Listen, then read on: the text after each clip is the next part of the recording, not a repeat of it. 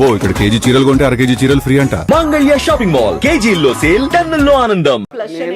నేను ఎప్పుడు కూడా నా కొడుకు చదువు పూర్తయిపోయిందా అడిగాడు, సినిమాలో చేరతానని. నీ దగ్గర ఏముంది చెప్పు ఫస్ట్, నువ్వు యాక్టర్వా కాదు, ఏమీ నేర్చుకోరా, కొన్ని కరాటీ గిరాటీ ఇలాంటివి నేర్చుకున్నావా లేదు, కొన్ని డ్యాన్స్ నేర్చుకున్నావా అది లేదు, ఎలా సినిమా యాక్టర్ అవుతావు అని ఫస్ట్ కనకాల దేవదాస్ గారు అని ఒక ఆయన ఉన్నారు, ఆయన దగ్గరికి వెళ్ళి నేర్చుకో. ఒక 1 year సంవత్సరం 2 years నేర్చుకో. ఆ తర్వాత నువ్వు ట్రై చేయి. నేను ట్రై చేయను, నువ్వు ట్రై చేసుకోవాలి. రికమెండ్ కూడా చేయనని చెప్పి లేదు, నేను రికమెండ్ చేయను. నేను చెప్తే ఇచ్చేస్తాను అనుకోబాకు.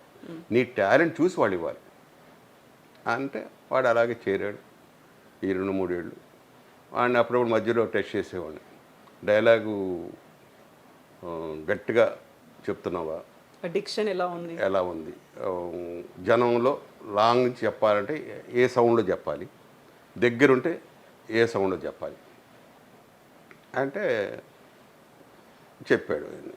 మాడ్యులేషన్స్ అన్ని చెక్ చేశాడు. ఓకే, దారిలో పడ్డాడులే. ఇంకా అది ఆ తర్వాత ఏదో సినిమాలు 2-3 సినిమాలు వచ్చినాయి. ఏదో పెద్ద ఇది కాల సీరియళ్ళు అడిగారు, దాంట్లో చేస్తాను. అది వృత్తే, తప్పేం కాదు, చేసుకో, నీకు ఇష్టం ఉన్ననా చేసుకో.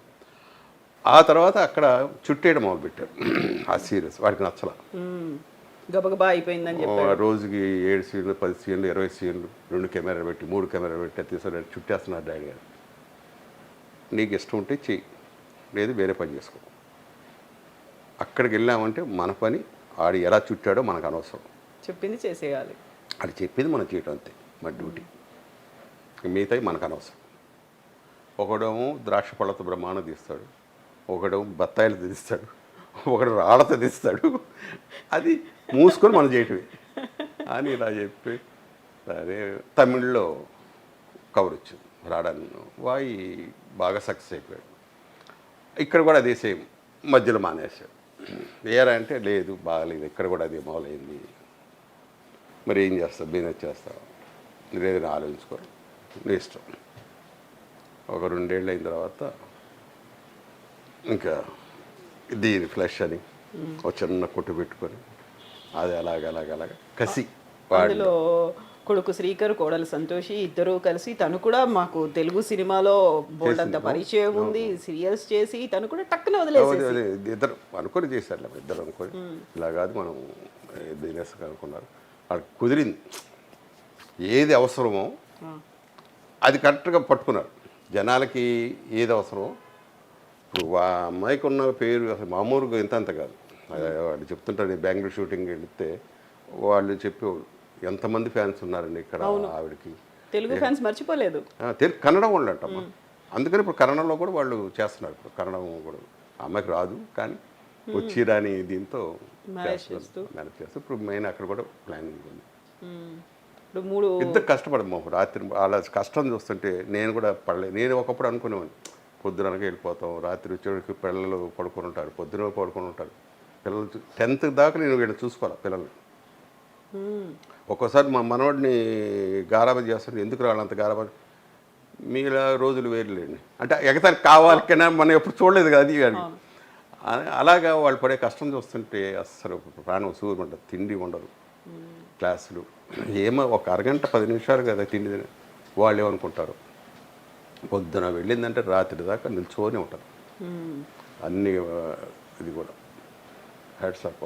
అంత కష్టం ఎవరు, నేను ఒకప్పుడు అనుకునే నేను కష్టపడి కానీ నాకన్నా వాళ్ళు వేరేట్లో కష్టపడుతున్నారు.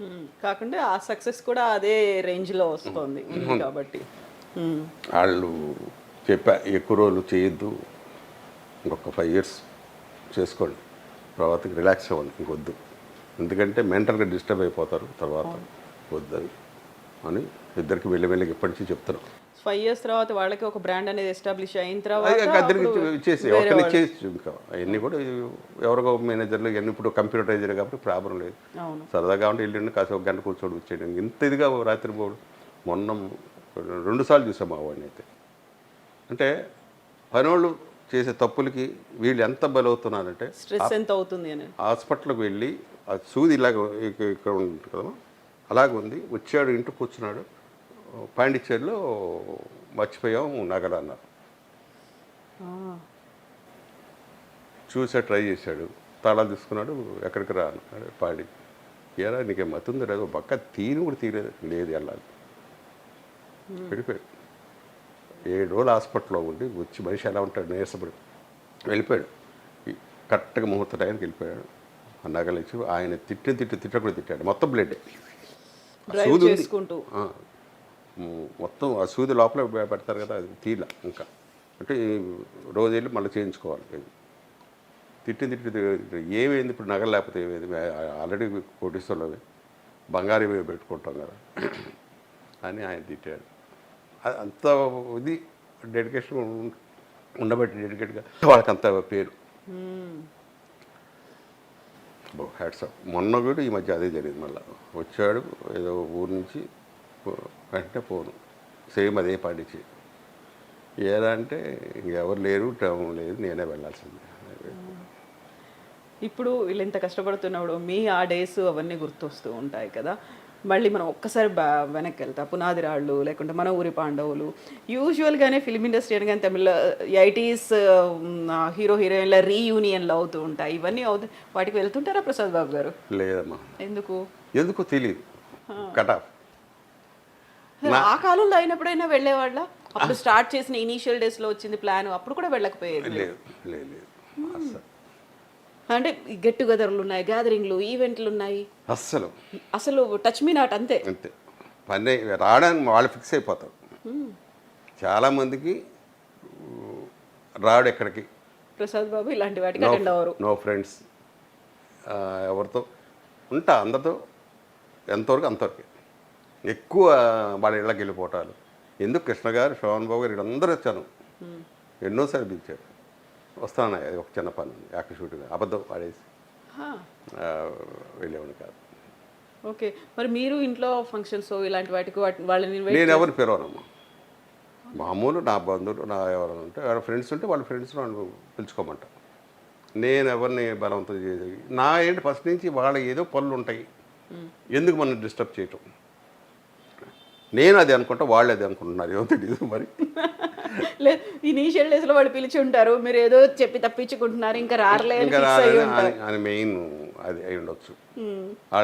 ఇప్పుడు మన ఫ్రెండ్స్ అంటారు, ఏమయ్యా మీ పిల్లలు పెళ్ళిగా అంటే సరే ఓకే, పెళ్ళిళ్ళు అయిపోయిన తర్వాత ఇంకెందుకు వస్తావు నువ్వు అని వాళ్ళు ఫోన్ చెప్పి